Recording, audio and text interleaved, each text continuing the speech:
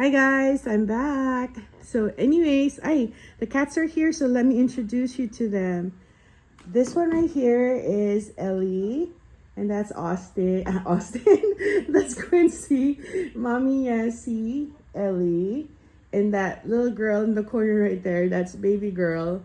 I rescued her when she was only 2.5 weeks old. Anyways, I was thinking, ano kaya content natin today? And I was like, before ko ibalik yung mga gamit ko, let's go ahead and do a haul. Look at guys. Look at all the amazing things I brought back from the Philippines. At saka konting Thailand. And meron akong stuff from Korea. Anyways guys, disclaimer to mga snacks na to hindi sa akin to. This is Austin. Siya ang mahilig mag-snack. Ako more on dinadala ko dito, toiletries siya, mga chichirya. Kaya kami hindi pumapayat. Pero most of this, kakainin ni Austin yan. So anyways, ipakita ko muna sa inyo yung mga abubuts ko. Actually, abubuts ni Austin. So, from Thailand, we got all his favorite na mga soups. Ayan, no, yung tom yum soups. At saka itong parang coconut nuts. And then, Manigold. Favorite ni Austin itong Manigold. Pero guys, yung ibang mga snacks dito and everything, pamimigay din namin yan sa mga friends namin at saka iba sa staff sa work ko. Like, meron akong staff sa work. Pinatikim ko before ng Energen. Oh my gosh. Gustong-gusto ng Energen. Kaya, I ended up buying her Energen na chocolate and Energen na vanilla. Tapos, pinatikim ko rin siya ng ito, yung Great Taste White Caramel na coffee. Nagpabili rin. Kasi she loves it. Ano siya, Guatemalan. Gustong-gusto niya Filipino food at saka mga Filipino products. And would you believe, pinatikim ko yun ng pambota. Gustong-gusto ng pambota. Anyways, what else? Oh, here. More Manigold ni Austin. Sacred yan. Hindi ko pwedeng kainin yan. Hahanapin niya yan. Manigold niya. Oh, and guess what, guys? I found this sweet potato Kit Kat sa Landers. I don't know how it tastes like. Papatikin ko to sa brother ko kasi my brother loves Kit Kats. Although Japan niya lang.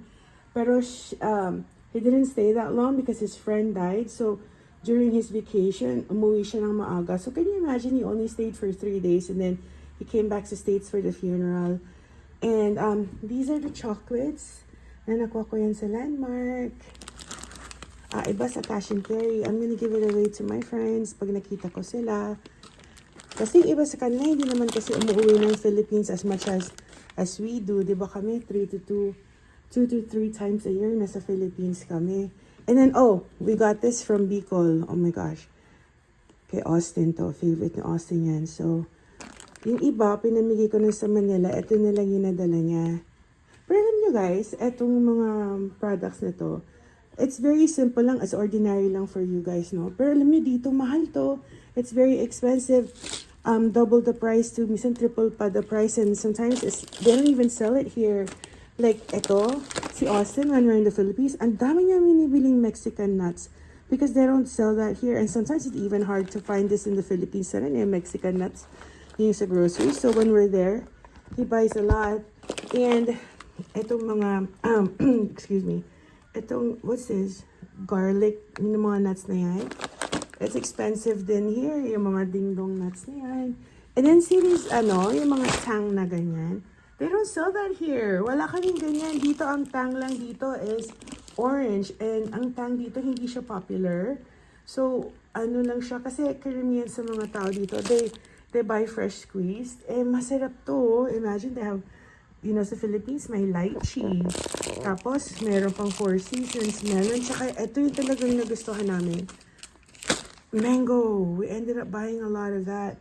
Like I said, they don't sell that here. Wala niyan dito. And what else? Oh, and this one too. Wala niyan dito. So I'm like, I want to try it. So bumili ako. Then more Energen.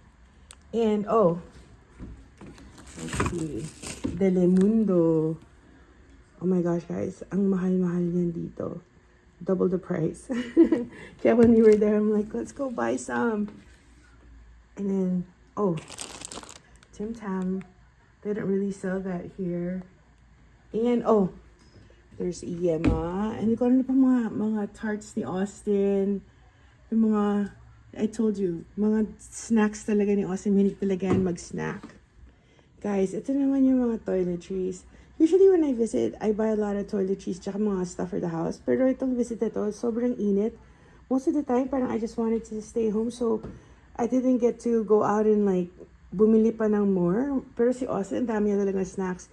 So, anyways guys, alam nyo ba, ang mahal-mahal ng mga to dito, if you buy it here, ito like itong mga safeguard na to. If I buy this sa Filipino grocery store, mga $4, which is like 200 pesos ang isa. So, pamimigay ko yung iba dyan at tuwan-tuwa sila when they would like receive yung mga soaps niya. Kasi ang mahal. The bigger one of that would be like $6. At saka itong mga to, wala nito dito. Like yung mga nasa little packets. So, I have friends. Tuwan-tuwa sila dyan. So, I'm gonna give that to them.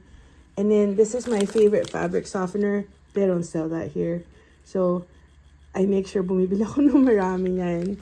And then, yan, Smart. I know they don't have that here. They usually have liquid, liquid dishwashing soap. And I love this. This really works, especially if it's really greasy, you know. And then, some of the stuff from Thailand. Kasi iba pinamigay ko na kina Marie at saka sa ibang mga friends ko sa Philippines. And then, here are some of the products lang. See this alcohol right here? That's my favorite. Casino. Ang bango, no? And I have a friend, she's Cambodian. Hilig na hilig niya ng Kojic. So when I'm in the Philippines, binibilhan ko siya niyan. That's for her. Kasi hindi naman ako nagpapaputi, guys eh. So, oh, and this. Ito ang budol haul namin sa Korea. Guess magkano to, guys? It's about $80. $80, how much is that also? Like 4,000 pesos. Kasi sabi ng guy, buy 3, get 1 free. So I was like, okay, that doesn't sound that much. So, by the time na, kasi hindi ko naman masyado nakita yung price. Akala ko mga tigti $10 lang yung isang box. By the time na ni-ring niya na, it was like $80. So I was like, okay, nahiya naman ako sabihin, oh, never mind. So Austin was like, oh, sige, binayaran na lang. Pero, this one is chocolate na meron yatang frozen or dehydrated strawberries sa loob. And then, I've had this before. It's honey butter cookies. At saka ito, favorite to ni Austin. Yung anything na honey almond. At saka ito yung almonds na assorted. Iba-iba yung niya, yung flavor niya. So, ito, so technically, it came out na parang $20 yung each box. So, basically, that's all I have. Hindi pa kami masyadong naglilinis. Grabe, kasi yung jet lag ko. Oh, and then I bought my mom this sa Landmark. Kasi mommy ko, mahiligan sa mga ganito. Like yung sa parang mga dresses na mahahaba. Not really mahaba, pero knee length. So I got her two. And what else? So that's about it, guys. I just wanted to show you my mini sari-sari store. And again, masasabi ko lang, ang mahal na talaga ng bilihin sa Philippines, no? Like, when you go there, you just wonder how are people surviving mga sa minimum wage, na ang mahal ng mga food, ang mahal ng mga basic needs. Nakaka-shock lang kasi wala, it's just shocking. So anyways, that's all I have. Thank you for watching, guys.